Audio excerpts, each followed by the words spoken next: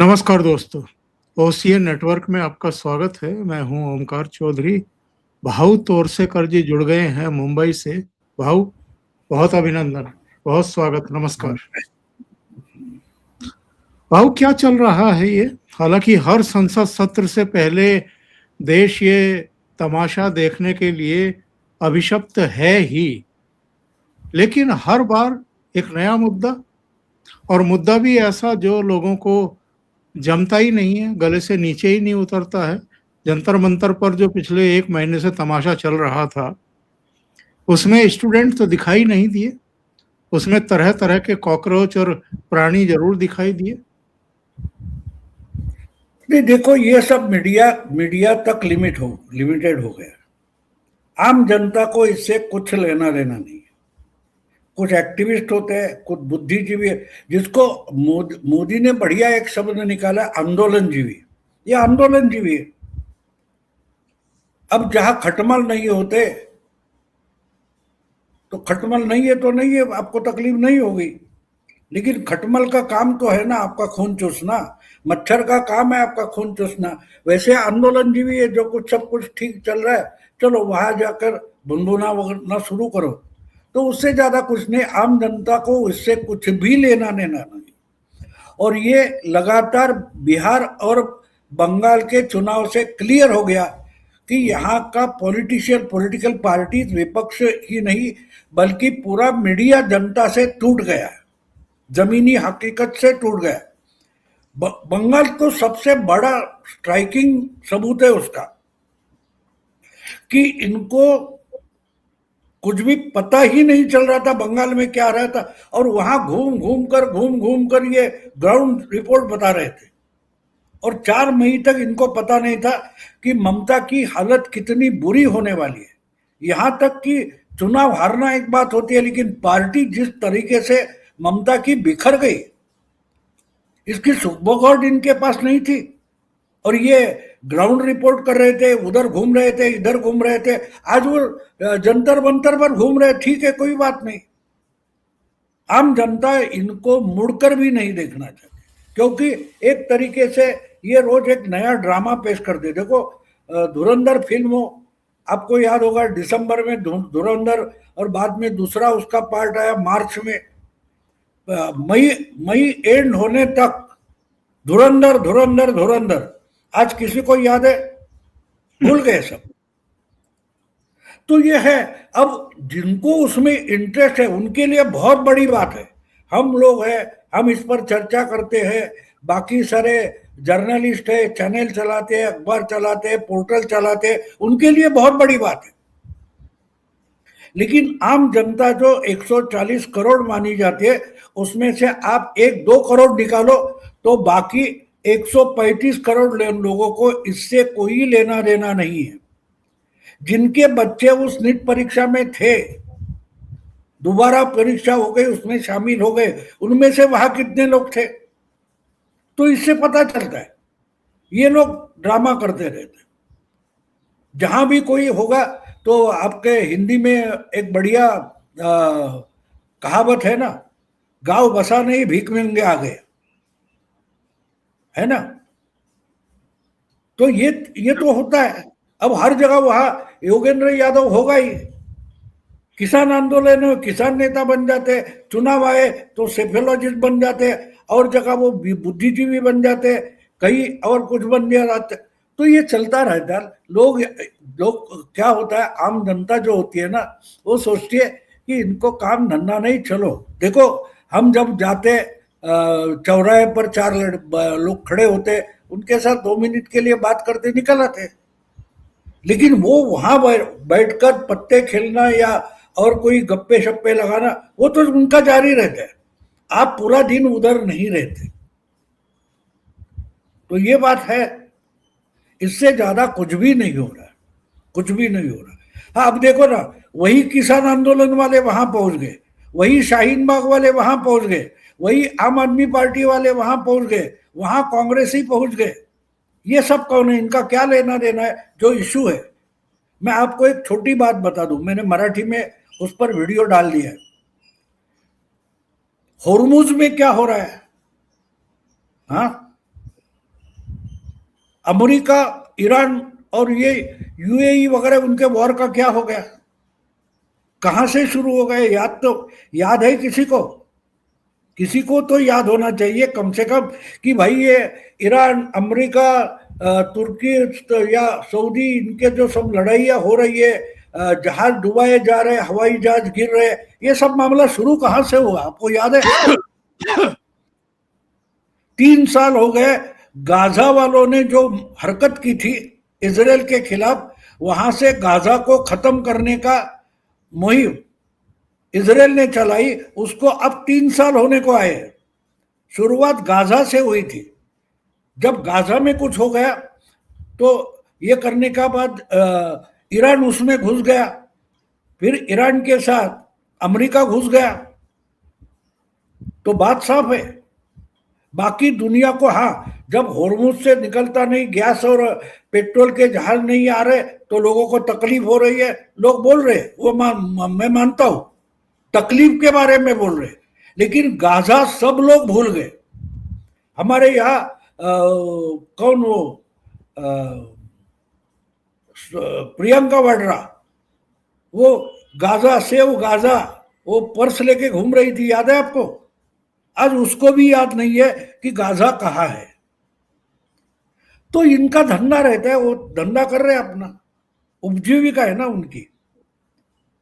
इससे हमारे भाव जिंदगी का, आम जनता की जिंदगी का कोई लेना देना नहीं है।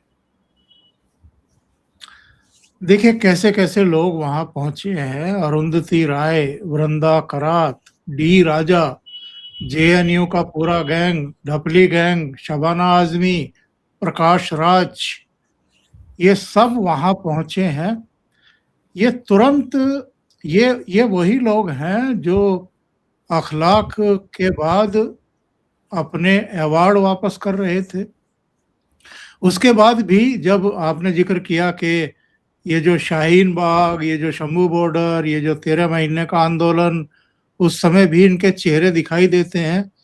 ये सब हताश और निराश हो चुके हैं क्या? इनको समझ में नहीं आ रहा है, और इस अंदाज में ये हर जगह पहुंच जाते हैं कि कोई लौटा दे मेरे बीते हुए दिन। हाँ, वही तो मैं बोल रहा हूँ ना। लोगों, अब क्या हुआ था पहले जमाने में, ये सचमुच में संगठन चलाते थे, उनकी अपनी अपनी संगठनें थी। कांग्रेस हो या बाकी वामपंथी हो, बढ़िया संगठन चलाते थे ना। त्रिपुरा हो, बंगाल हो या केरल हो, वहां वामपंथियों की सरकार भी बनी है ना। पार्टी थी, केडर था। लेकिन आहिस्ते आहिस्ते एक बात हो गई कि जनता से टूट गए और उनकी लीडरशिप जो थी वो बुकिश लोगों के हाथ में आ गई।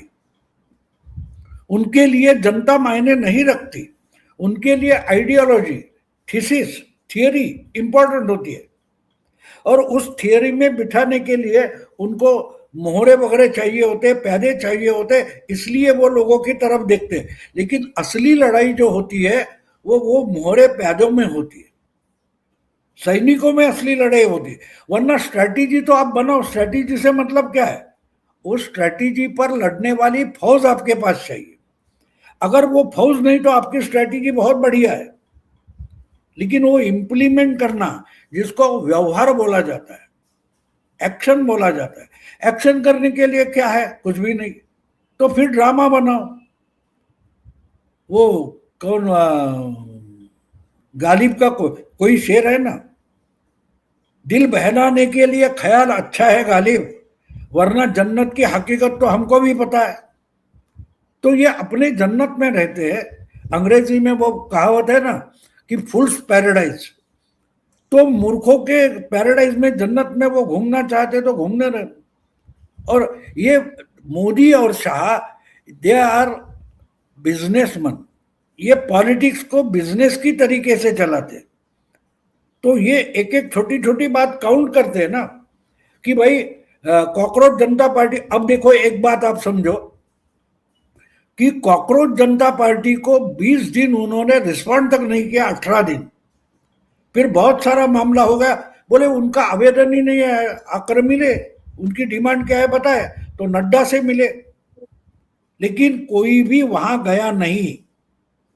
जंतर मंतर पर सरकार का कोई नुमाइंदा वहां गया नहीं, फिर भी वो लाठी चली वगैरह, थोड़ी इधर उधर वायलेंस हो गया तो खबरें आ गई, उसमें फिर से एक तरीके से कॉकरोच जनता पार्टी को फोकस मिला। तो कल राहुल गांधी को, मैं तो मानता हूं कि राहुल गांधी और मोदी की मिली भगत है, दोनों ने मिलकर कल प्राइम मिनिस्टर निवास के सामने जो ड्रामा किया है उसमें बीजेपी भी शामिल है, ऐसे मैं मानता हूं कि भाई उससे हटाओ। और देखो आपस में कितने झगड़े शुरू हो गए। राहुल गांधी का जो ड्रामा हुआ, मुझे तो इंदिरा गांधी की याद आई 77 की, जब उनको अरेस्ट करने के लिए चरण सिंह ने ऑर्डर निकाली थी, तो वो रास्ते पर आकर बैठ गई, मुझे हथकड़ी लगा के लेके जाओ वगैरह वगैरह, याद है आपको? तो बिल्कुल वही बात है, बिल्कुल वही बात है। लेकिन कल दोपहर 4-5 बजे के बाद जो पूरा का पूरा फोकस राहुल गांधी पर आ गया, तो ये जंतर मंतर वाले विचलित हो गए। अब उनका बाप है केजरीवाल और आम आदमी पार्टी, वो संजय सिंह गुस्से में आ गया और कांग्रेस को गद्दार वगैरह बोलने लगा, तो इनमें आपस में लग गई। अब एक बात बोल रहा हूं, इसको वॉर सिचुएशन में इसको कैमोफ्लेज बोलते हैं। कैमोफ्लेज का मतलब ये होता है कि गलत निशाना आपको दिखाया जाता है, आप उधर सरसन्नान करते हो और यहां से कोई है वो निकल जाता है। तो ये आपस में लड़े हैं और सब मामला पिछले 1-1.5-2 महीने से कहां चल रहा था, 2/3 मेजॉरिटी। अब ये सब इधर हल्ला गुल्ला चलता रहेगा, वहां 2/3 मेजॉरिटी के बिना, यानी वोटिंग के बिना जो सब बिल्स लाए हैं वो पास होते जाएंगे। 13 क्या बोलते 13 जुलाई के बाद, 13 अगस्त के बाद आप भूल जाओगे। 15 अगस्त को लाल किले से भाषण होगा और उसके बाद कॉकरोच वगैरह सब लोग भूल जाएंगे। थोड़ा इंतजार करो, आज मेरा ख्याल है 22 तारीख है ना, कुछ 22 तारीख से आप गिनो कितने दिन बचे, 12-7, 3 हफ्ते के बाद यानी 16-17 अगस्त को कोई कॉकरोच पार्टी, डिपके, वांगचुक, राहुल, केजरीवाल इन पर बात तक नहीं करेगा।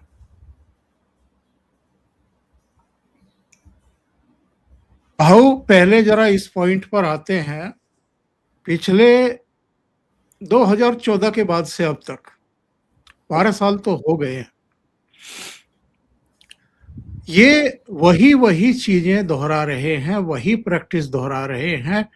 वैसे ही प्रदर्शन, वैसे ही पार्लियामेंट को रोकना, पार्लियामेंट के बाहर काले नीले कपड़े पहनना, वही पोस्टर बैनर लेकर के खड़े होना, हाय हल्ला करना, वही मीडिया में बयानबाजी करना।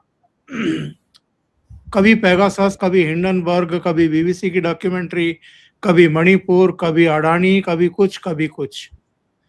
क्या ये अब तक इनको सद्बुद्धि नहीं आई है कि जो टूल आप बार बार इस्तेमाल कर रहे हैं वो काम नहीं आ रहा है, आपको कुछ और रिनोवेशन करने पड़ेंगे, आपको कुछ और खोजना पड़ेगा।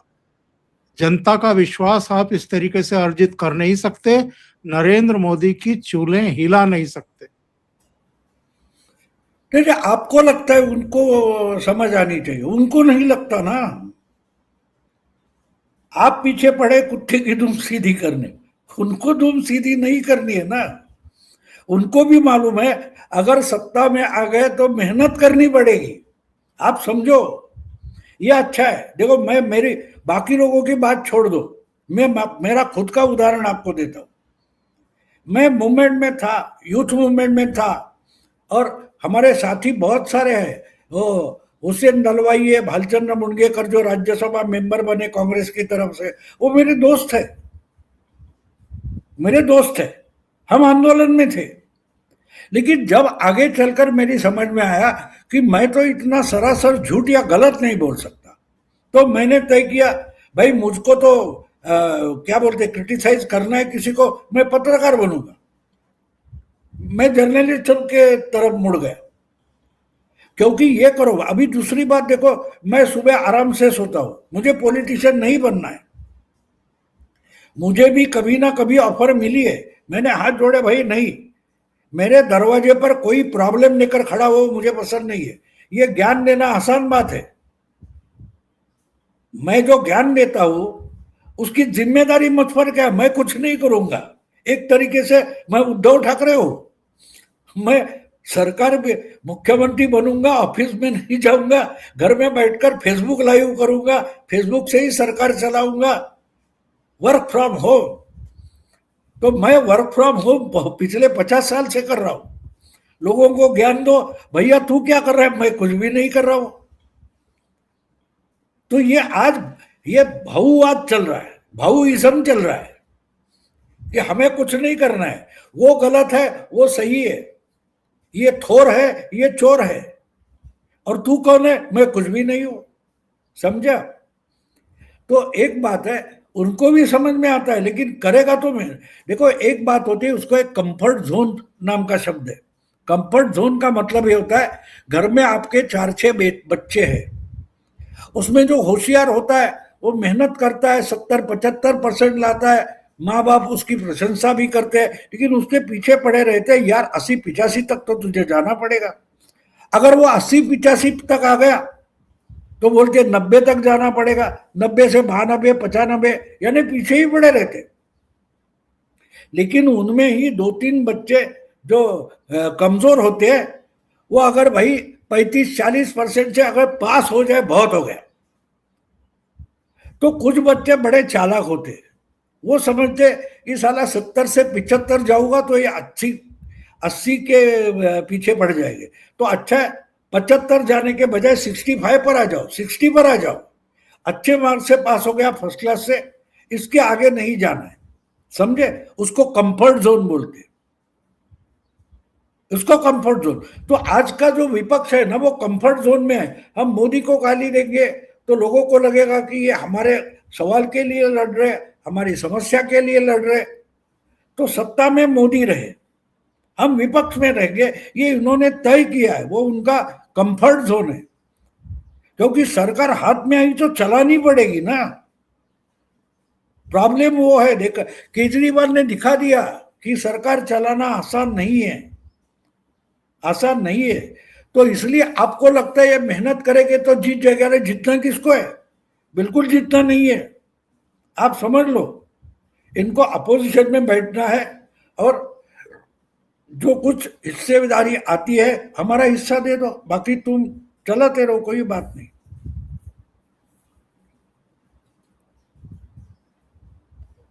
लेकिन भाऊ हम देख रहे हैं कि कांग्रेस के पास तो अब विपक्ष का वो जमावड़ा भी नहीं बचा है। मैं देख रहा था इनके साथ खड़े हुए कितने लोग बचे हुए हैं। देखिए, टीएमसी टूट गई, उसका एक बड़ा हिस्सा निकल चुका। उद्धव ठाकरे की पार्टी के 6 सांसद निकल गए, 20 और 6 26। इसके अलावा आम आदमी पार्टी के 7 टूट गए, तो 26 और 7 हो गए 33। और कुल मिलाकर के जितने डीएमके के थे वो भी अब इनके साथ नहीं खड़े हैं, वो भी विपक्ष में बैठने की बात कर चुके हैं। तो जब ये प्ले कार्ड लेकर के, काले कपड़े पहन करके पार्लियामेंट के बाहरी हिस्से में खड़े होते थे तो थोड़ी सी भीड़ दिखाई देती थी। वो सारी भीड़ छट चुकी है। एक एक करके लोग या तो टूट रहे हैं या इनसे हाथ छुड़ा करके, दामन छुड़ा करके जा रहे हैं। देखो, आपको याद होगा तो मैंने आपके साथ भी पॉडकास्ट पर एक बात कही थी, और मैंने भी अपने वीडियो बनाए थे कि बीजेपी को बहुमत चला गया, उसका दुख नहीं करना चाहिए। उससे ज्यादा खुश होना चाहिए कि अब ऑफिशियली विपक्ष का नेता है और राहुल गांधी विपक्ष के नेता बने। तो बीजेपी के लिए सरकार चलाना बिल्कुल आसान हो गया है, क्योंकि राहुल गांधी पूरे विपक्ष को मजाक का केंद्र बना देंगे। ये मैंने बोला है, 2 साल पहले बोला है, आज नहीं बोल रहा हूं। जिस दिन राहुल गांधी को लीडर ऑफ अपोजिशन घोषित किया था, तो मैंने खुलेआम लिखा था, इसको आप लक समझो, आपका लक अच्छा है कि आज आपको राहुल गांधी जैसा विपक्ष मिलेगा जो सरकार को घेरेगा नहीं, मजाक करेगा, पिकनिक करेगा, लेकिन सरकार को सीरियसली कॉर्नर करने में ये बिल्कुल असमर्थ है। और ऐसा जब विपक्ष का नेता होता है और वो खड़ा हो जाता है, तो बाकी के विपक्ष के मेंबर है उनको बात भी नहीं करने देगा। और आप देख रहे हाउस में क्या चलता है, जरा इधर उधर हो गया खड़ा हो जाता है। अब खड़ा हो जाएगा तो बाकी विपक्ष के छोटे मोटे गुट है उनको तो बोलने का चांस नहीं मिलता। तो सरकार के लिए राहुल गांधी विपक्ष का नेता होना एक बड़ी सहूलियत है। और ये मैंने उसी दिन बोला था कि बीजेपी का नसीब बहुत बड़ा है, इनको राहुल गांधी जैसा विपक्ष का नेता मिल गया जो पूरे विपक्ष की राजनीति को मजाक बना के रखेगा। और वही हुआ है। तो ये कितने दिन खड़े रहेंगे उनके साथ जोकर के पीछे डुप्लीकेट जोकर होकर? तो एक एक को निकलना था, एक एक को निकलना था, वो निकल गए, क्योंकि उनके भी अपने अपने वेस्टेड इंटरेस्ट अपने अपने राज्य और पार्टी के लेवल पर होते हैं। तो इसलिए राहुल गांधी बीजेपी के लिए सबसे बड़ी लॉटरी है। और ये हम देख रहे हैं, अब 2 साल हो गए, अरे जिसके पास बहुमत नहीं ये सरकार नहीं चलेगी, आज नीतीश निकलेगा कल नायडू निकलेगा, बैसाखी पर सरकार है, बोलते बोलते अपने ही शब्द भूल चुके हैं। 2024 के नतीजे आने के बाद क्या बोला जा रहा था, ये सरकार नहीं चलने वाली, ये सरकार कुछ महीने भी नहीं चलेगी बोला जा रहा था ना। आज भी मोदी के पास उतने ही लोकसभा एमपी है जितने 2024 में थे, 240, बहुमत से 32-33 कम। लेकिन उस समय की भाषा विपक्ष भूल गया है। जो विपक्ष बोल रहा था या उनके मोदी के आलोचक बोल रहे थे कि ये सरकार नहीं चला पाएंगे, वही आज बोले कि मोदी को हराना तो कैसे, अरे तुमने उसको हराया है। ये खुद भूल गए कि मोदी के पास आज बहुमत नहीं है, उसको गठबंधन सरकार चलानी पड़ रही है। फिर भी आपका रोना धोना वही है कि मोदी को हराएंगे तो कैसे हराएंगे, क्या कोई मोदी को हरा नहीं पाएगा? अरे तुमने हराया है, लेकिन जब मोदी को आपने बहुमत से हटाया और हराया तो उसका फायदा उठाने की राजनीति आप नहीं कर सकते। यही तो मोदी के लिए स्ट्रांग पॉइंट है। और ये मैं आज नहीं बोल रहा हूं, जिस दिन नतीजे आए उस दिन से मैं बोल रहा हूं। तो इसलिए राहुल गांधी की ताकत घटी वगैरह, राहुल गांधी अपने आप में उनकी ताकत है। राहुल गांधी एक जोकर है, जोकर सिंगल पर्सन होता है, तो वो अपनी जगह उनकी ताकत है। वो किसी भी सीरियस मामले को मजाक बनाने की कोशिश उनकी ताकत होती है। तो अब देखो ना, कल वो जाकर वहां प्राइम मिनिस्टर निवास पर, अब देखो गांधी जी हो, इंदिरा जी हो, बहुत सारे लोग हमने नेता आज तक देखे, लेकिन ये तो इंदिरा गांधी का पोता है या जॉर्ज फर्नांडिस का है। मुझे याद है, आप सर्च करो, आपको जॉर्ज फर्नांडिस की वैसी ही तस्वीर मिलेगी। जो जॉर्ज फर्नांडिस दादर, मुंबई के दादर रेलवे स्टेशन पर रेल वेरकों को चक्का जाम आंदोलन हुआ था तो पटरी पर पड़े थे और पुलिस उनको उठा रही थी, उस ढंग से राहुल गांधी कल हमको दिखाई दिए। ये इंदिरा जी का पोता है या इंदिरा जी के सबसे बड़े दुश्मन जॉर्ज फर्नांडिस का पोता है, ये शक मेरे मन में पैदा हुआ वो सब विजुअल देखकर, क्योंकि वो टिपिकली जॉर्ज फर्नांडिस की नकल कर रहे थे। तुम उठाओ मैंने उठूंगा, 8-8, 10-10 पुलिस उसको उठा रहे जैसे जॉर्ज फर्नांडिस को उठाते थे। बिल्कुल, ये तरीका नहीं होता। लीडर ऑफ अपोजिशन मैंने बहुत सारे देखे, लेकिन इतना वो जिस ढंग से जो कुछ हुआ है तो ठीक है। और इस जोकर को देखो, जोकर जो होता है ताश के पत्तों में, जो जोकर होता है उसमें एक बात होती है, उस जोकर को क्या बोलते हैं, किसी भी सीक्वेंस में फिक्स हो जाता है। तो मोदी और शाह इस राहुल गांधी नाम के जोकर को अपने रमी में कहीं भी फिक्स कर सकते हैं, इसलिए उनको वही अपोजिशन लीडर पसंद है। बिल्कुल सही बात है भाऊ। और मैं जरा तलाश कर रहा था कि जॉर्ज फर्नांडिस का जिस सीन का जिक्र भाऊ ने किया है वो मुझे मिल जाए। तो ये वो सीन है इसी का जिक्र अभी भाऊ तो कर रहे थे। जॉर्ज की टांगे देखो और राहुल की टांगे देखो आप। तो ये वो चित्र है जिसका जिक्र अभी भाऊ ने किया है, तो उनकी स्मृति को भी सलाम करना पड़ेगा। भाऊ, पंजाब की लड़ाई दिल्ली में केजरी और राहुल भिड़ गए और फायदा भारतीय जनता पार्टी उठा ले जाएगी इन दोनों की लड़ाई का, पंजाब में भी और संसद में भी। तो इनको आपस में लड़ाने के लिए तो कल राहुल गांधी का तमाशा हो गया। राहुल गांधी छटपटा रहे थे कि साला नीट का मामला तो मैंने उठाया था, ये कॉकरोच बीच में कहां से आ गया। तो उनका जो दुखड़ा था, मैं मानता हूं कि बीजेपी वालों ने राहुल को उकसाया है कि जाके प्राइम मिनिस्टर के दरवाजे। अब देखो एक बात देखो, 18 दिन जंतर मंतर पर बीजेपी का कोई नुमाइंदा आया तक नहीं, लेकिन राहुल गांधी यहां अचानक बैठ गए धरना देकर, तो उनको मिलने डायरेक्ट पीएमओ का मिनिस्टर आ गया। तो एक तरीके से जंतर मंतर के जले पर ये जितेंद्र सिंह का नमक छिड़का गया, और इसी कारण से संजय सिंह वगैरह झटपटा रहा है, भड़का है। वो जले हुए नमक से भड़का है। उसने तो कांग्रेस को गाली देना तक शुरू कर दिया। अब इनका मामला तो है पंजाब का, लेकिन इसमें कितनी चालाकी से अमित शाह, नरेंद्र मोदी या बीजेपी के जो कोई चाणक्य है, उसने कैसे नमक छिड़क दिएगा। अब पूरा विपक्ष जो है उनको समझ में नहीं आया कि भाई राहुल के साथ खड़े रहे या कॉकरोच और केजरीवाल के साथ खड़ा रहे, तो दुबंग हो गया। यही तो पॉलिटिक्स उसको बोलते हैं। पॉलिटिक्स एक दूसरे को गाली देने का मतलब पॉलिटिक्स नहीं होती। पॉलिटिक्स वो होती है जो पर्दे के पीछे चलती है, और उसके परिणाम आते हैं तो बोलते हैं हाँ अरे वो तो वैसा था। अब आपने जॉर्ज का फोटो ढूंढ लिया। आज पॉलिटिक्स कहां आ गई देखो। वो फोटो जो है वो 74 का है, 74 का है, और आज जी हाँ हम जी। 26 में, यानी 52 साल पुराना फोटो है वो।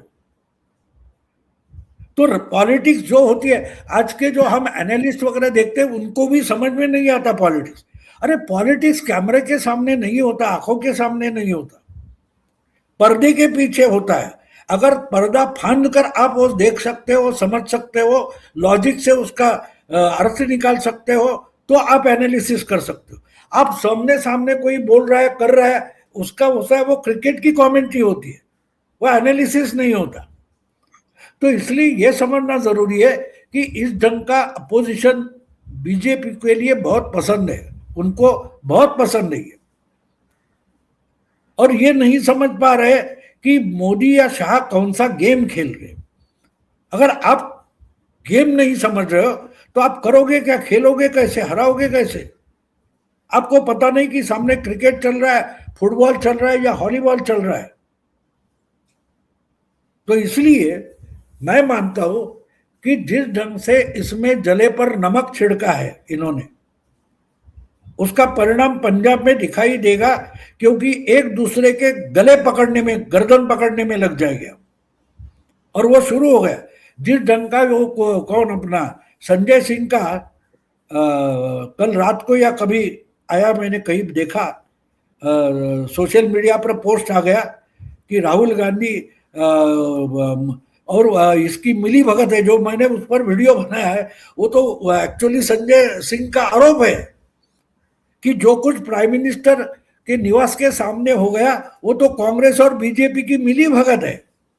अब बोलिए, यानी बीजेपी के पास मानो A B team, C team, original BJP छोड़ो तो कितनी टीम है बीजेपी के पास।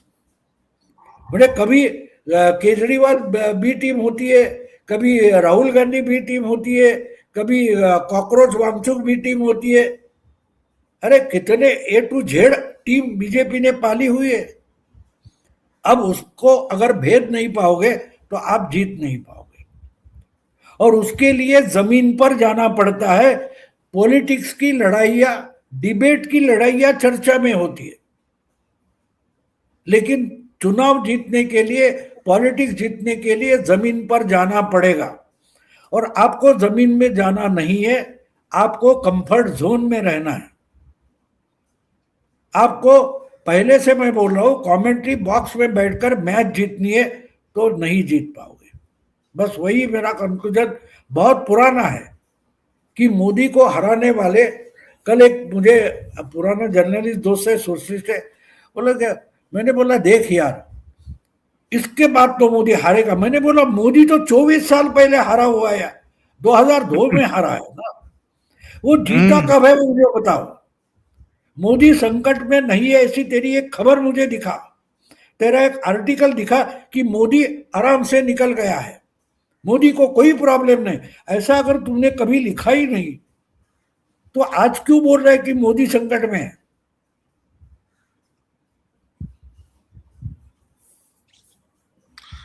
भाऊ बहुत बहुत धन्यवाद जुड़ने के लिए, इतना समय निकालने के लिए और चीजों को जरा अपनी ही शैली में बताने और समझाने के लिए।